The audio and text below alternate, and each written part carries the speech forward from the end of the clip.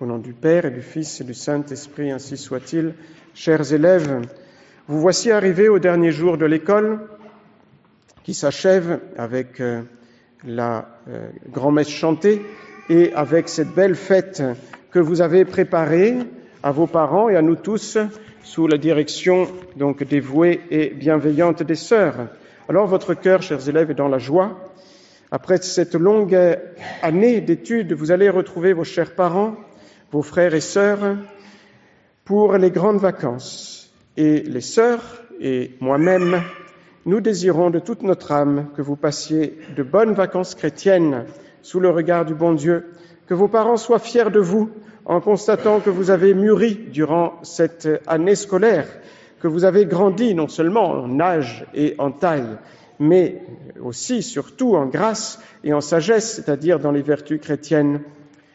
Dimanche dernier, par un concours de circonstances, je célébrais la messe pour le dernier jour de l'école de l'œuvre de l'Étoile à Nîmes. J'ai donné aux élèves des avis tout simples, donc que peut-être certains d'entre vous ont déjà entendus. Vous êtes des enfants de famille catholique, ici comme là-bas, et le monde à l'extérieur que vous devrez affronter, plein de scandales, et dont le chef et Satan est le même.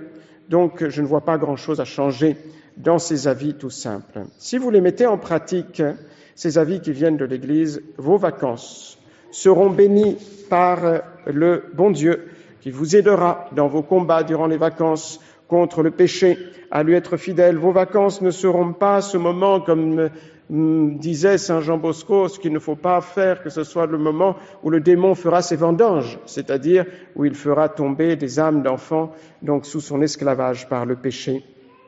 Alors, soyez fidèles à vos prières quotidiennes du matin, sans tarder quand vous vous levez. Le soir, pas trop tard, faites votre prière.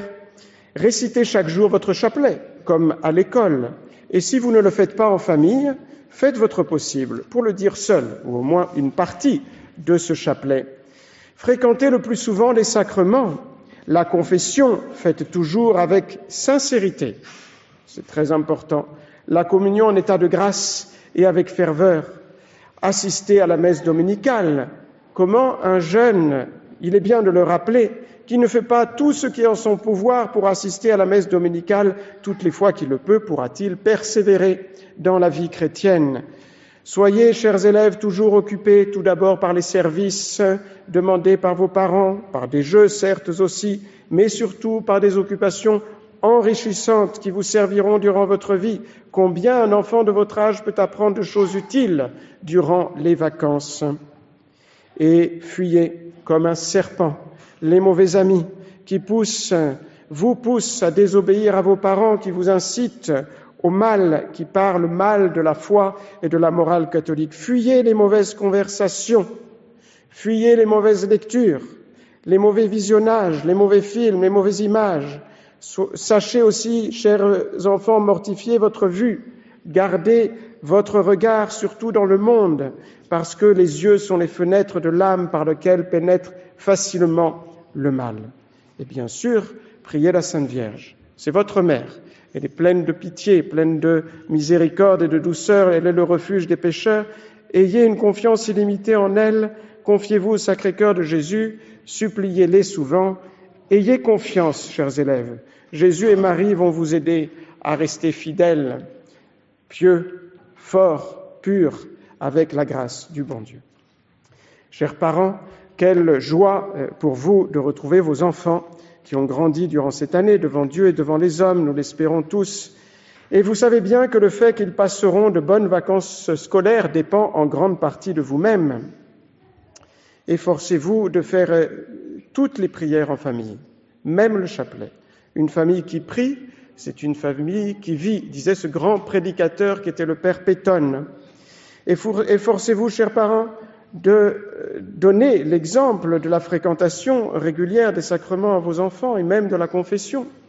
Et puis, bien sûr, mais vous le savez, veillez à ce que vos enfants soient toujours occupés, aussi, comme je le dis, par des choses utiles pour leur vie future, en particulier la lecture qui est si délaissée à l'heure actuelle. Veillez sur eux. Veillez de près à leurs amitiés afin qu'ils ne fréquentent que de bons enfants, normalement des enfants catholiques. Veillez de près aussi à leur utilisation des écrans, des moyens de communication modernes. Ne les laissez jamais aller seuls sur Internet ou alors par un apprentissage progressif et contrôlé. Vous êtes responsable devant le bon Dieu de tout ce que vos enfants verront sur les écrans et Dieu vous en demandera compte. Sachez donc leur expliquer pourquoi vous êtes si sévère sur ce point que c'est pour leur bien. Bannissez de vos vacances les plages publiques avec les autres et, chers parents, recommandez chaque jour à la Sainte Vierge, au Sacré-Cœur, chacun de vos enfants en particulier. Si vous faites tout cela, faites confiance, vous aussi, à Jésus et Marie. Ils les couvriront de leur manteau et ils les protégeront. Permettez-moi, chers élèves, de vous raconter encore un songe de Saint Jean Bosco, terrible. Non pas pour vous terrifier, mais pour vous animer au contraire, chers amis, à suivre les avis qui vous ont été donnés et surtout à rester humbles, dociles, obéissants, donc envers les ordres de vos parents expérimentés qui vous tiendront bien loin de tous les dangers dont Don Bosco parle. C'était un jour de fête, disait Don Bosco, et après le repas, j'échangeais avec un professeur de littérature sur la littérature et la religion, quand tout d'un coup, on frappa avec violence à la porte. J'ouvrais avec précipitation et je vis ma mère, Marguerite, qui était décédée depuis 6 ans, et qui me dit « Viens voir, viens vite voir ». Alors je m'approchais du balcon, dit Saint Jean Bosco, et là, qu'est-ce que je vis ? Je vis un énorme éléphant qui était dans la cour d'une grandeur démesurée et qui s'amusait avec les enfants. Alors vite, je descendais avec le professeur et j'observais cette scène.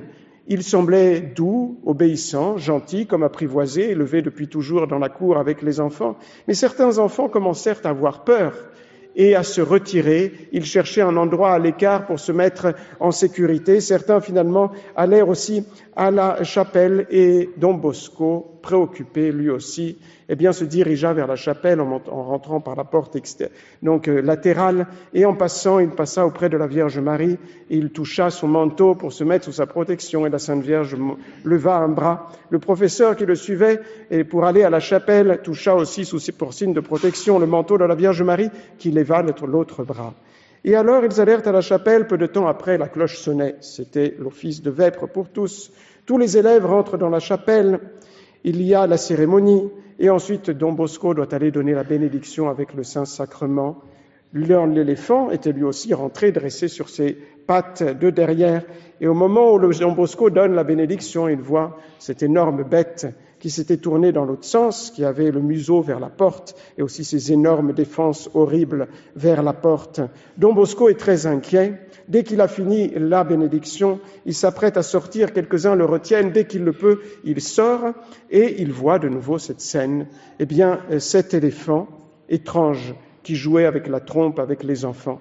Et donc voilà qu'à un moment, les enfants suivent une bannière de la Vierge Marie sur laquelle était marqué « Sancta Maria, succurre miseris » « Sainte Marie, secourez les malheureux ». Ils suivent tous la procession en s'éloignant de la cour principale, quand tout d'un coup, l'éléphant devient fou. L'éléphant devient fou, il prend sa trompe et il prend les enfants, il les jette en l'air, certains les fracassent par terre, il les piétine, grâce à Dieu, aucun n'est mort. Et donc, les enfants sont dans la panique la plus totale, tous cherchent de fuir. Et donc, malheureusement, le plus triste, c'est qu'on vit certains enfants rares qui prirent des épées et se mirent du côté de l'éléphant pour l'aider dans son combat. Et voilà que la Sainte Vierge éleva les bras et les enfants comprirent qu'il fallait se mettre sous la protection de la Sainte Vierge. Ils commençaient à se mettre sous les bras de la Sainte Vierge qui prit une taille très grande et donc qui, au fur et à mesure que les enfants étendaient donc ses bras sous son manteau, un grand nombre arrivèrent sous le menton de la Vierge Marie. Et la Sainte Vierge se mit à crier « Venite ad me omnes » « Venez à moi tous !»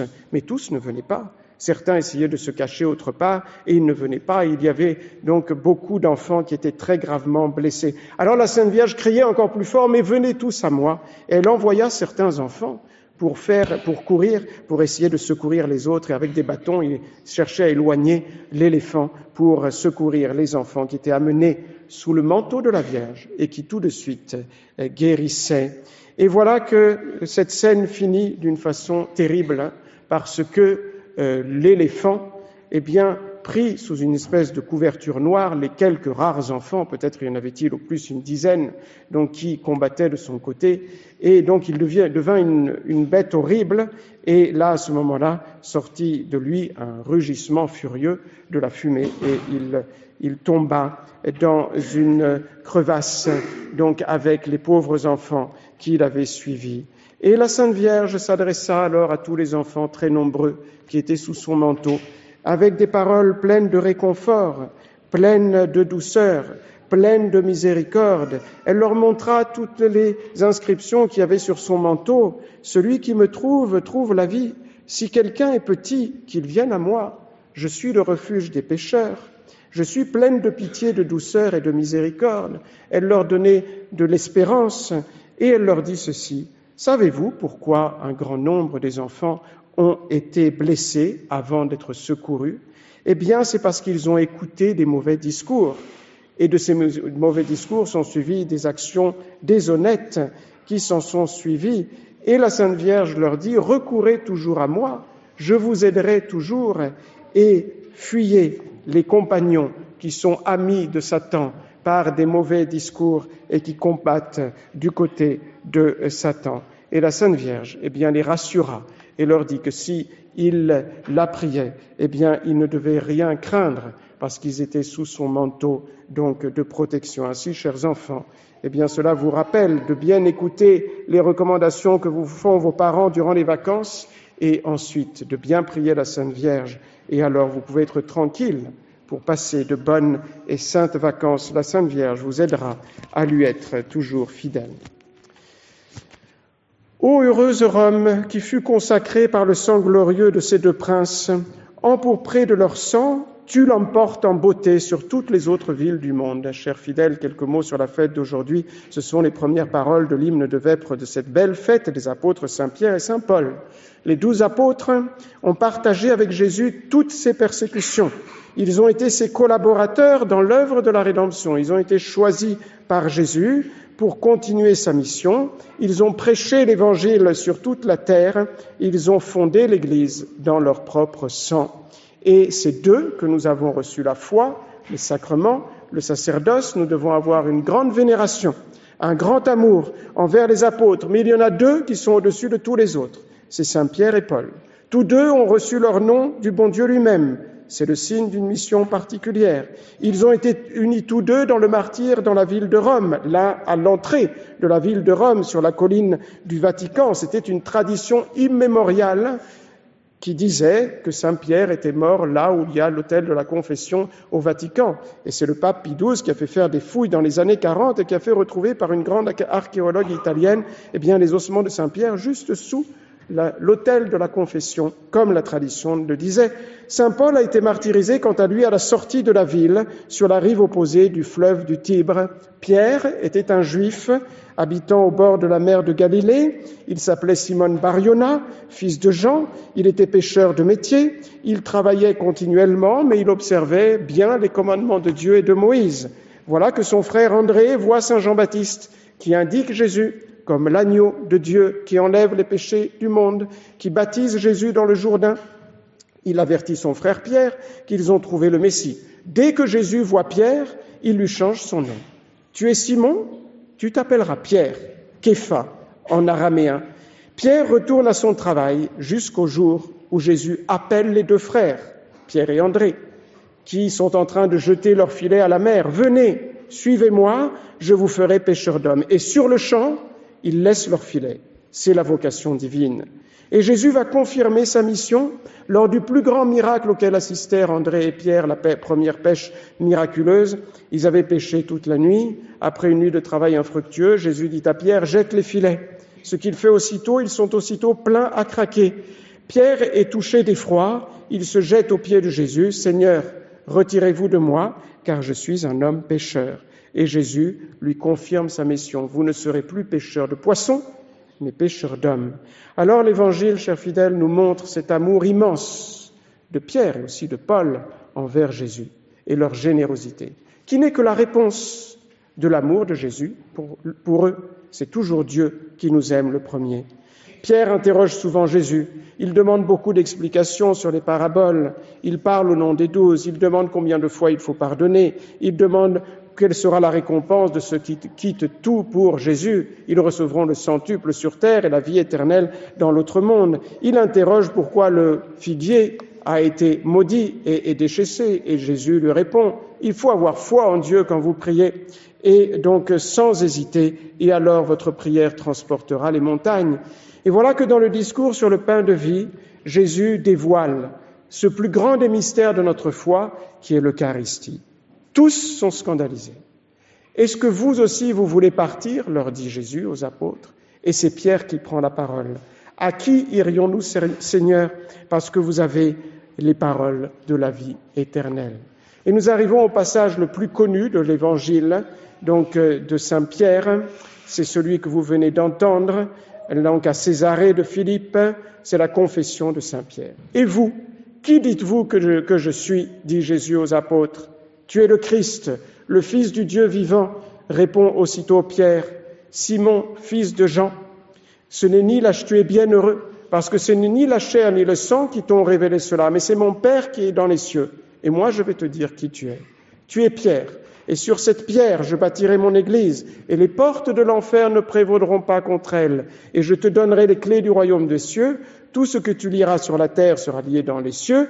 Tout ce que tu délieras sur la terre sera délié dans les cieux. Voilà que Pierre, reçoit cette distinction. Il n'est pas matérialitaire, pas encore formalitaire, mais pourtant, cela ne va pas le rendre parfait tout d'un coup.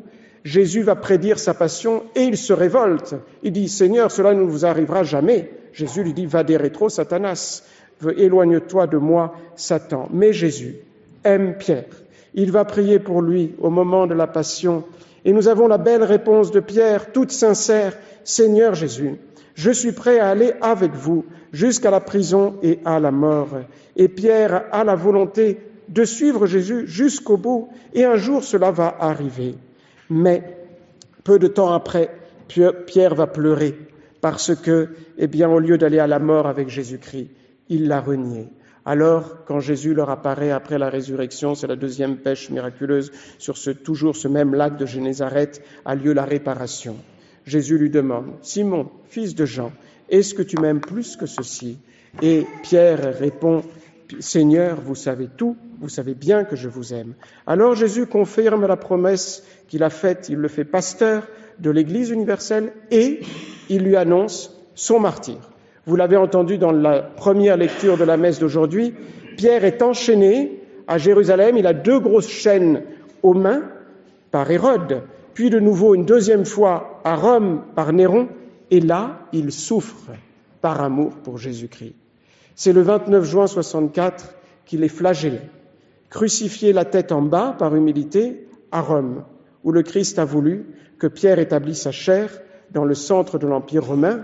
C'est le plus grand du monde, d'où l'Église va se propager et devenir universelle. Et donc, voyez, ce qui distingue Saint Pierre et Saint Paul, c'est leur grand amour pour notre Seigneur Jésus-Christ. J'estime comme rien du tout ce qu'il y a sur terre pour posséder Jésus-Christ, disait Saint Paul, et cela va les porter à souffrir pour prêcher la foi au milieu de 1000 épreuves, même de la prison. Dans le credo, nous confessons que nous croyons dans l'Église apostolique. Nous le dirons tout à l'heure. Nous devons croire et prêcher la même doctrine enseignée par les apôtres, telle que reçue de Jésus. Nous sommes romains parce que Pierre a à Rome des successeurs, de telle sorte que de chacun de ses successeurs, on peut dire vraiment « tu es Pierre », c'est-à-dire Pierre qui a annoncé Jésus-Christ, qui a défendu Jésus-Christ, qui a donné sa vie pour Jésus-Christ, qui a témoigné infailliblement de sa foi en Jésus-Christ. Mais on ne peut dire qu'ils sont un autre Pierre, un autre vicaire du Christ, des occupants du Saint-Siège, qui profèrent publiquement et malheureusement, quotidiennement, l'hérésie depuis Vatican II, avec la liberté religieuse, avec les hérésies sur la constitution divine de l'Église, et donc on ne peut pas les nommer. Au te igitur du canon de la messe, il est bien de rappeler que la mention du pape et de l'évêque au te igitur a une portée totalement différente de la mention des vivants au memento qui vient juste après. Le memento des vivants, c'est une interruption du canon. C'est toujours ce que l'Église a dit pour mentionner pour qui la messe est célébrée. Et cette application du fruit de la messe aux personnes citées dans le memento des vivants n'est pas un dû de la part de Dieu en stricte justice divine, n'est pas nécessaire, n'est pas assurée. Cette application des fruits aux personnes du memento des vivants relève de la miséricorde de Dieu, de la graciosité, on pourrait dire, de Dieu. On y prie aussi pour ceux qui ne sont pas membres de l'Église, qui ne professent pas la foi catholique, et l'application des fruits de la messe relève pour le memento des vivants du mérite qu'on appelle décongruo, de convenance, suivant la miséricorde du bon Dieu. Tandis qu'au te igitur, on ne nomme que ceux qui professent la foi catholique et apostolique, qui participent activement au sacrifice propitiatoire, qui offrent le sacrifice avec Jésus, chef du corps mystique, en tant que membre donc de ce corps mystique, et donc qui méritent des condigno, c'est-à-dire de par leur dignité en stricte justice, nécessairement parce qu'ils offrent le sacrifice avec le Christ. Et dans ce cas, celui qui reçoit le fruit du sacrifice, qui a été nommé au te igitur, est celui qui offre le sacrifice. Plus il offre, plus il reçoit. Celui qui fait une bonne action en état de grâce mérite des condigno. Et ainsi, eh bien, c'est une nécessité, on pourrait dire métaphysique, à laquelle le bon Dieu ne peut pas ne pas répondre. Il doit donner les grâces à ceux qui offrent le saint sacrifice. Nommé dans le te igitur, celui qui ne professe pas la foi catholique, mais l'hérésie publique, c'est affirmé clairement qu'on offre le sacrifice avec lui et qu'il est à l'origine même, quant au pape, du mandat de l'Église pour la célébration. C'est objectivement grave, c'est ce qu'on appelle un sacrilège. Monseigneur Guérard des Lauriers l'a expliqué déjà dans un article en 1980, il y a 45 ans, qui reste toujours l'article de référence sur cette question dite de l'unacum.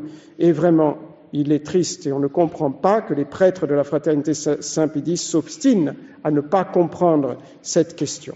Chers fidèles, demandons au Saint-Pierre et Saint-Paul un grand amour de Jésus, du Sacré-Cœur de Jésus et de l'Église. Prions les apôtres Saint-Pierre et Paul, afin que cesse cette tempête qui secoue terriblement l'Église, mais qui n'est qu'un épisode de la guerre entre le modernisme et l'Église catholique, la foi catholique. Cet épisode dure depuis 100 ans. Évidemment, ça s'est beaucoup aggravé depuis Saint-Pédis. Demandons à Saint-Pierre et Paul, qui sont les champions de la foi, qui ont affronté pour elles toutes sortes de souffrances jusqu'à la mort, d'intervenir en faveur de l'Église catholique, de lui redonner un vrai pasteur, de la rendre triomphante sur toutes les erreurs pour le salut des âmes et la gloire de Dieu par l'intercession de la très sainte Vierge Marie. Au nom du Père et du Fils et du Saint-Esprit, ainsi soit-il.